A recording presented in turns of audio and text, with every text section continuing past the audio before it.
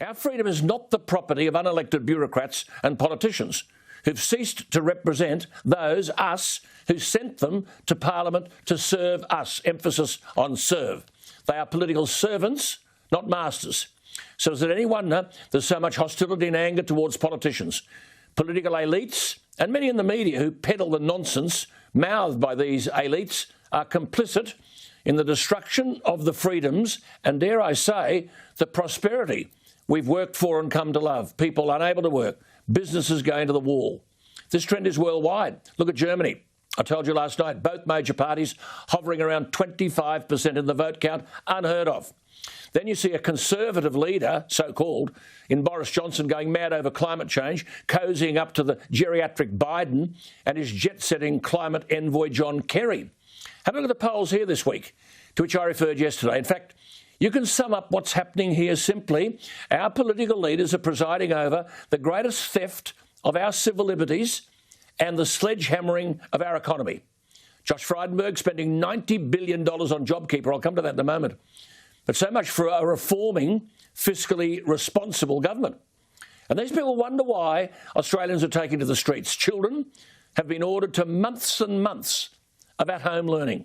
Parents are beside themselves, wondering where on earth the next dollar will come from. Industry bans and lockdowns all over the country. Australians denied simply the dignity of work. Yet, the political and bureaucratic class stay on full freight. Many businesses are gone forever, never to return. The Prime Minister refuses to address these public grievances and instead flies to America to speak with Biden about climate change and gifting Boris Johnson a packet of Tim Tams. Our politicians are obsessed with talking about net zero emissions, but give every indication that they're just repeating the lines of the bureaucrats and have done no homework of their own. You've got political nobodies like Chester and McCormack banging on about an issue they know nothing about. Make no mistake, if this continues, the future we face is grim, and I'm an optimist. We are looking down the barrel of an Australia filled with politicians consumed with green ideology and stealing our freedoms. And Scott Morrison and his henchmen wonder why the coalition are down in the polls. Blue-collar workers in Western Sydney have had enough of the Berejiklian lectures. And that's before we get to Dr Chant and the unprecedented control that the public health bureaucrats have over us and our way of life. Look at Western Australia. Is there even a Liberal Party left in WA? Political elites everywhere wrecking the joint. What will be left? As Janet Daly points out in London's Daily Telegraph, and I quote, "Perhaps we are living through the dying moments of what will one day be seen as a golden age of mass prosperity and individual freedom that's destined to become mythic in the eyes of later generations," unquote.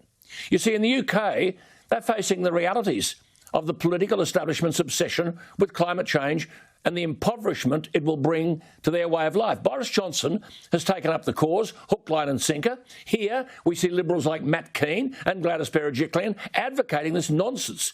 Janet Daly bells the cat, and I quote, "The chief objective of 20th century democracy was to equalise the living conditions and economic opportunities of entire populations.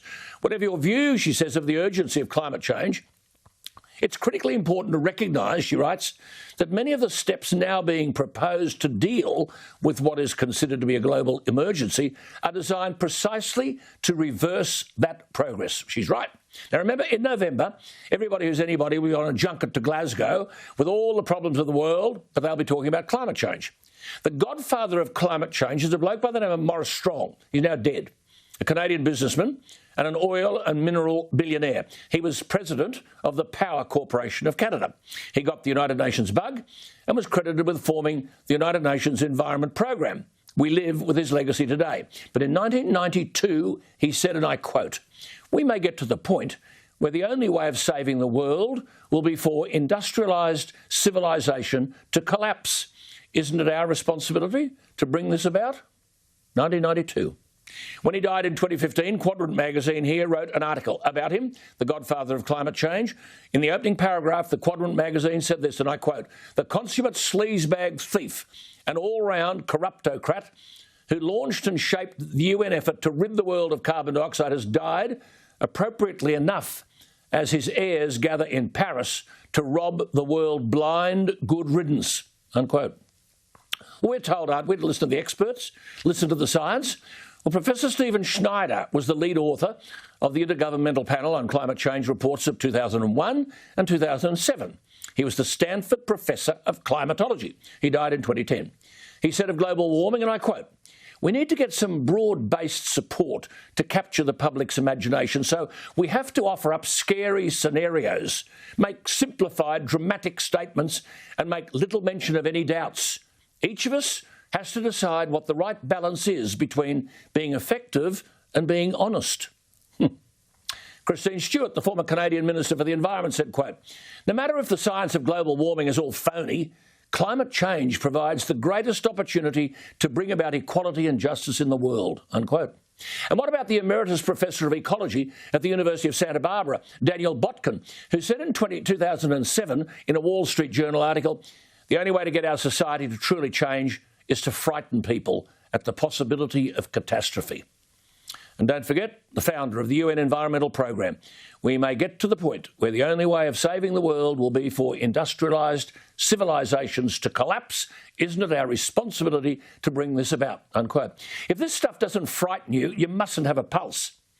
How many of these Glasgow disciples, whether they be Biden or Johnson or Morrison, have done any homework on this? This stuff is about standing the capitalist free world on its head.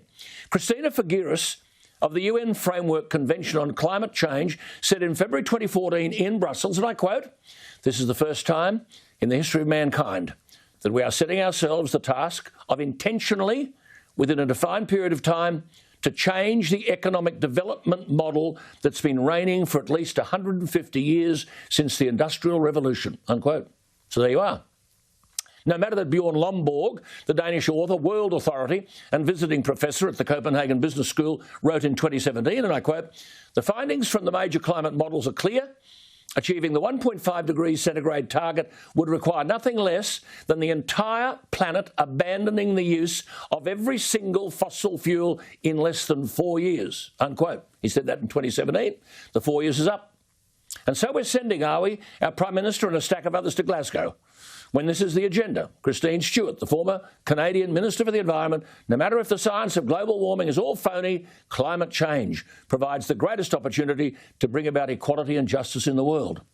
In a 2010 interview, the UN Intergovernmental Panel climate change official Ottmar Edenhofer said of the Climate Change Summit in 2010, like this one in Glasgow in November, Ottmar Edenhofer said, and I quote, "Basically, it's a big mistake to discuss climate policy separate from major themes of globalisation. The climate summit in Cancun, that's in Mexico, at the end of the month, that was in 2010, is not a climate conference, but one of the largest economic conferences since the Second World War." He said, "One has to free oneself from the illusion that international climate policy is environmental policy. This has almost nothing to do with environmental policy," he said, "anymore. This is about wealth transformation." Greg Sheridan was outstanding last night. When I spoke to him about this, it was Greg Sheridan who said that Scott Morrison should give the Gabfest in Glasgow in November a wide berth. His words, quote, "Stay home, Prime Minister. Don't go near it.